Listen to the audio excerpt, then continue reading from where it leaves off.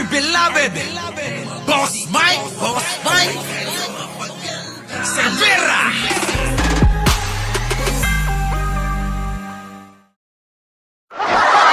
Magandang umaga, magandang hapon at magandang gabi sa mandako ng mundo, naroon kayo. Siyempre, magandang buhay na rin para sa ating lahat.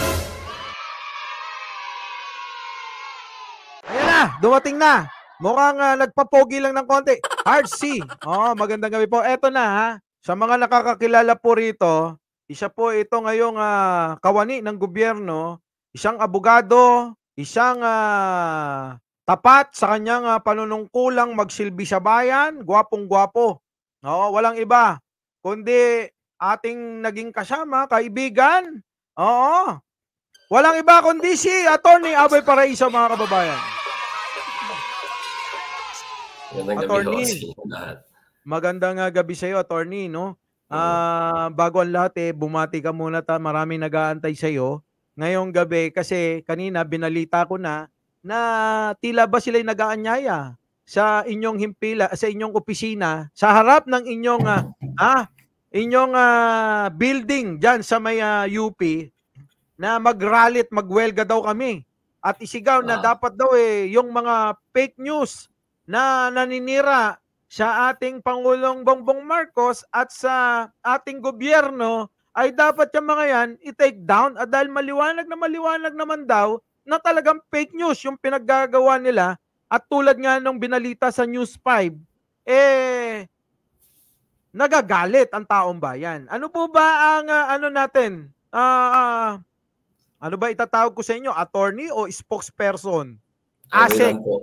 Aboy lang po. Si Attorney Aboy Paraiso, mga kababayan, ang spokesperson ng DICT. Opo. So, bumati muna kayo, Attorney. Magandang gabi sa inyo lahat. Boss Mike, sa inyong mga tagapanood, tagapakinig. Hindi ako sanay sa mga ganito. Hindi ako sanay na nagsasalita sa harap ng maraming tao. Hindi ako sanay na nagsasalita sa harap ng camera. Shy pa ako, shy. Okay lang yan, Attorney. Dapat masanay ka na dahil baka mamaya pangandidato ka ni JC De La Cruz bilang maging susunod na isang senador kasi napakarami daw dyan, Attorney, ng mga senador na talagang wala namang alam. Bakit nga ba? Hindi yung mga marurunong at madudunong sa batas ang nilalagay dyan. Bakit ba nilalagay at naluloklok yung mga artista na walang ginawa kundi magsuklay lang daw ng bigote, Attorney? Ay, wala ko tayong comment dyan. We always, kami sa executive branch ng gobyerno, we submit to the wisdom talaga ng ating mga legislators, kasama na ang ating mga congressman at yung mga senador. Pagdating doon sa kami yung tagapagpatupad, sila yung taga-craft ng batas. Even yung budgetary constraints ng government, sila rin ang nakakalam. So, constant ang pakikipagtulungan natin sa kanila. And you'd be surprised yung mga ibang mga tao dyan, yung mga ibang senador, tsaka they lead, they tend to know more than what they lead. So, ganun. Ako nagugulat dito. Siguro naman hindi naman kaila sa inyo, no? Itong si Nino Barsaga na ngayon talaga namang nagiging trending doon sa pag sa wasak niya doon sa isang estatwa. Hindi ko nga lang malaman kung sino nga yun. Mukhang sabi sa inyo, Asek Aboy Paraiso, one of government official, di ba? At nandito na rin yung kaibigan ko na ngayon nandito nagko-comment si Sangkay Janjan. Hindi ko alam kung ano ba ito ang sinusuportahan. Pero ang alam ko ay gusto kayong maging senador. Neto si Sangkay.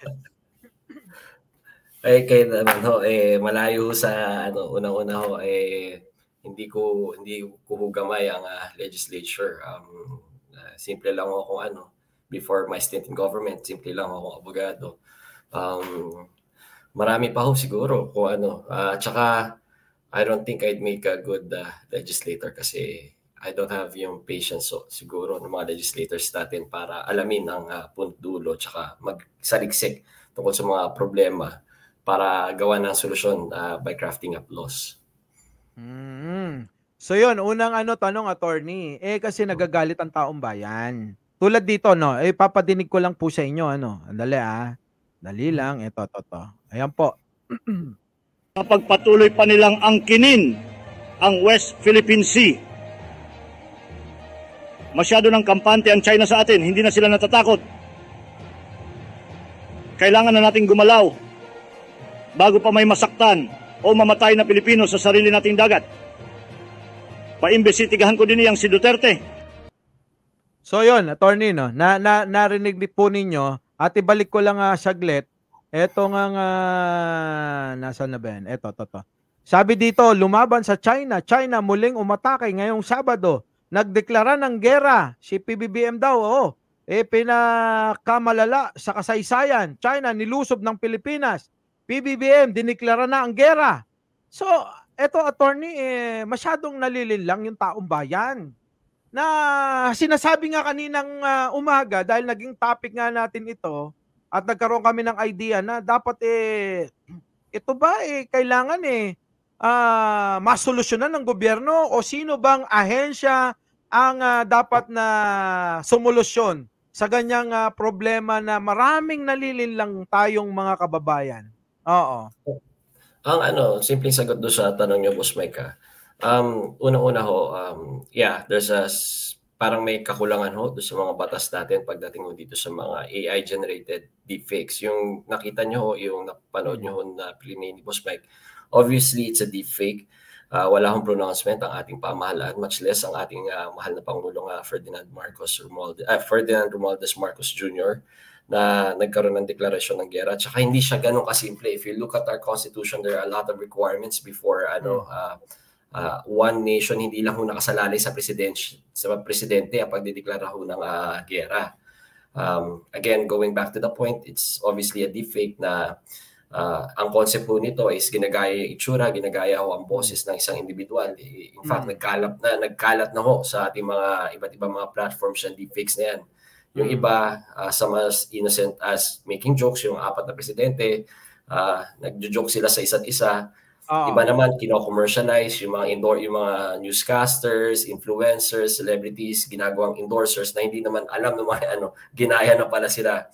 And some are extremely dangerous, katulad po nitong pag-deepfake sa boses ng ating mahal na Pangulo. Although wala namang attribution na siya talaga yun, pero alam natin gayang-gaya. Although obvious yung pagka-fake niya because unang-una, alam naman natin napaka-fluent ng ating Pangulo, napaka-eloquent ng ating Pangulo pagdating mo sa iba't ibang lingwahe, lalong-lalo na he has a great mastery of English. So hindi ako naniniwala na ganon ka gaspang yung pag-i-English niya. Tapos may punto pa, and if you see our president and if you hear him in his speeches, talagang very eloquent ho siya.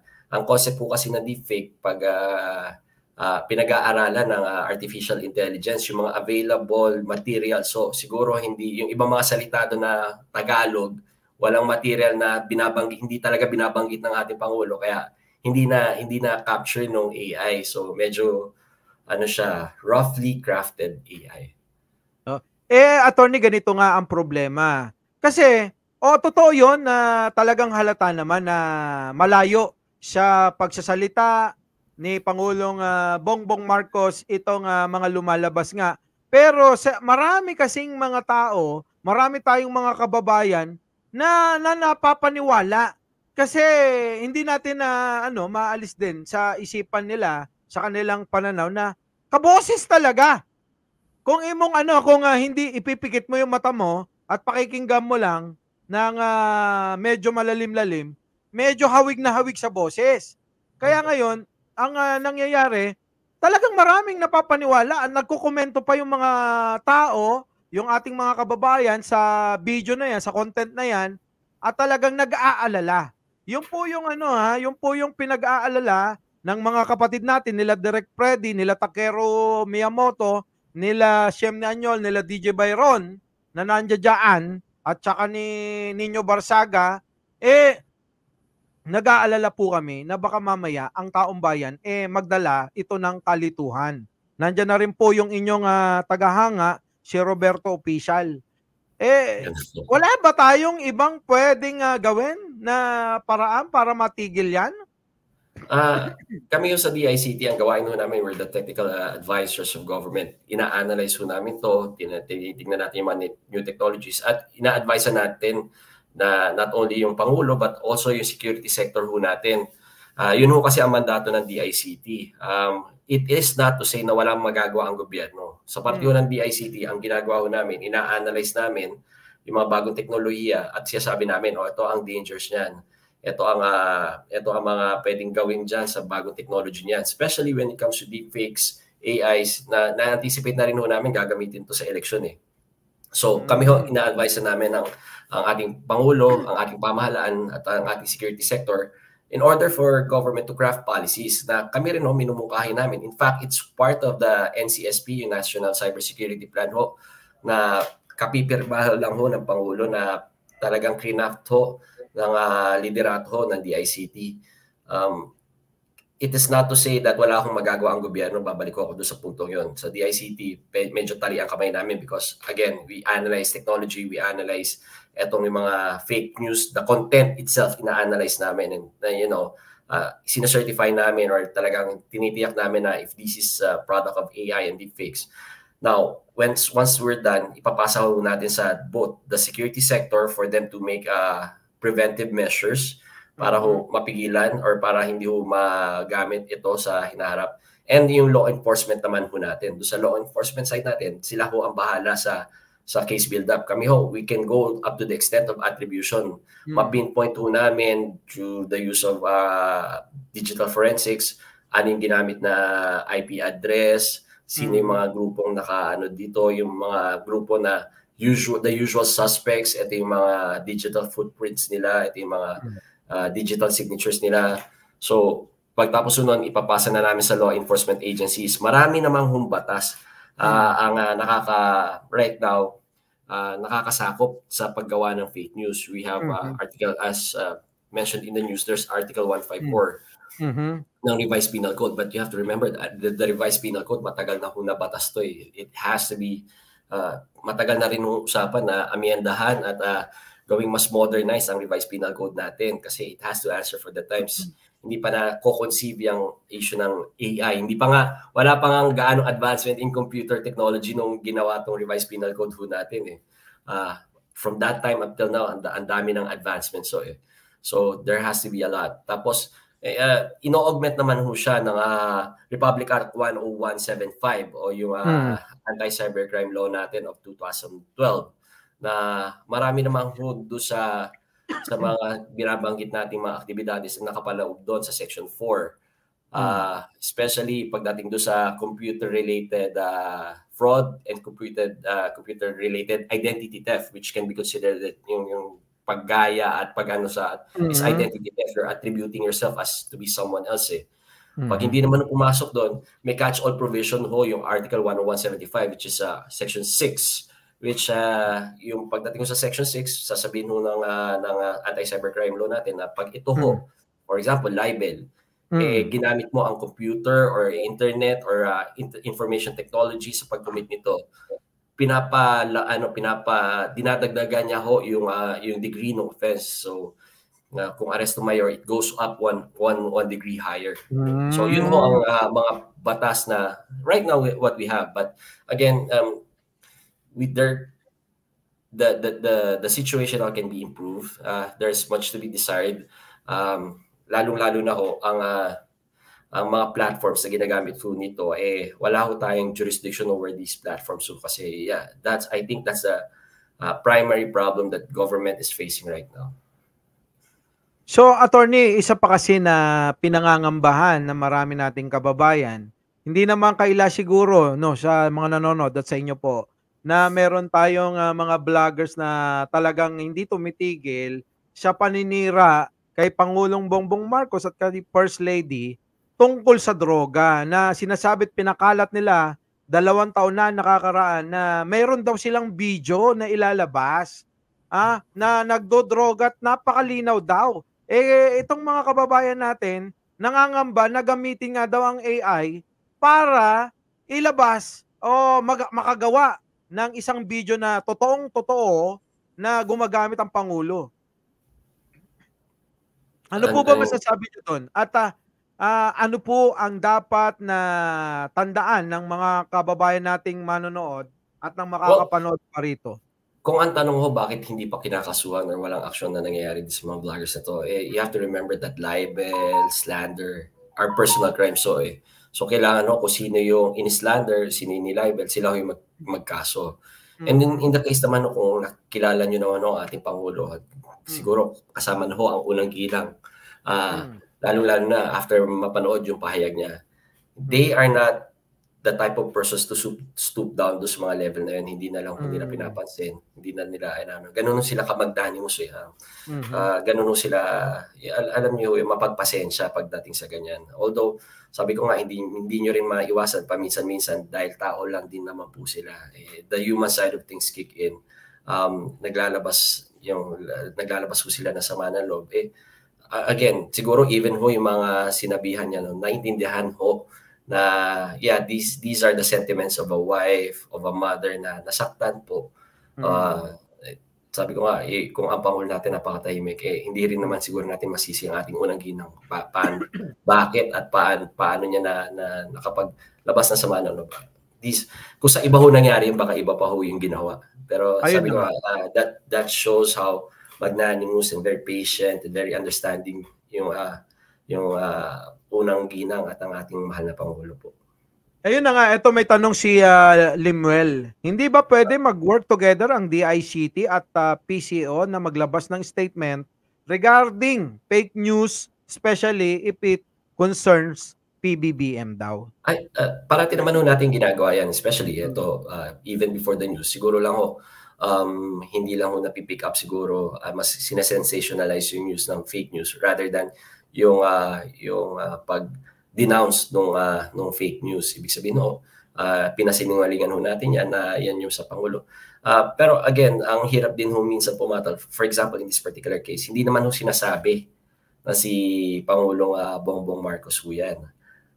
Nagpalabas lang ho ng video at sinabi na parang etong boses na yung boses ginaya lang si Pangulong Marcos, pero hindi sinabi etong boses na to ay kay Pangulong Marcos. So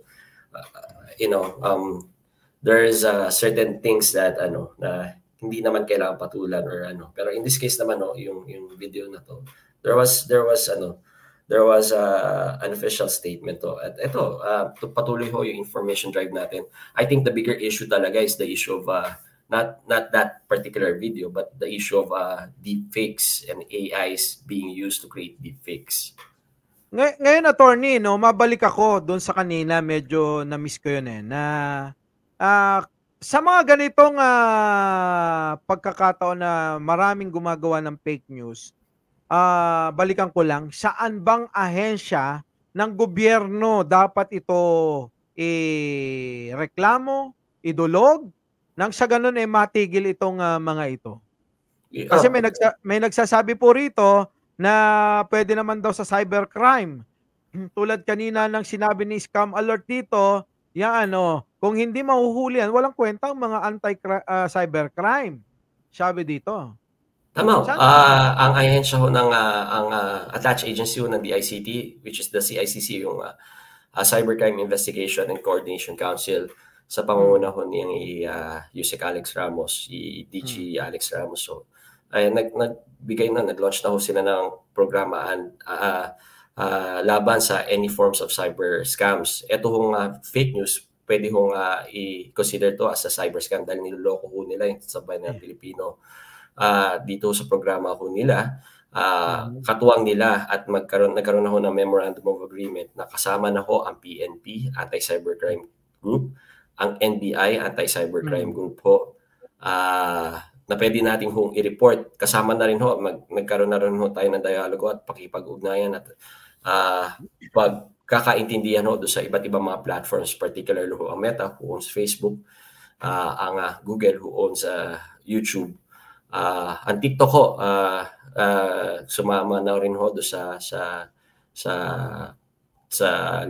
kampanya laban sa mga fake news na ho na to. At again, it's a matter of cooperation. Hindi man ho, ito naman ho, to be fair naman ho sa social media platforms, although we don't have jurisdiction over them, on their own, they are very active and very proactive, in fact.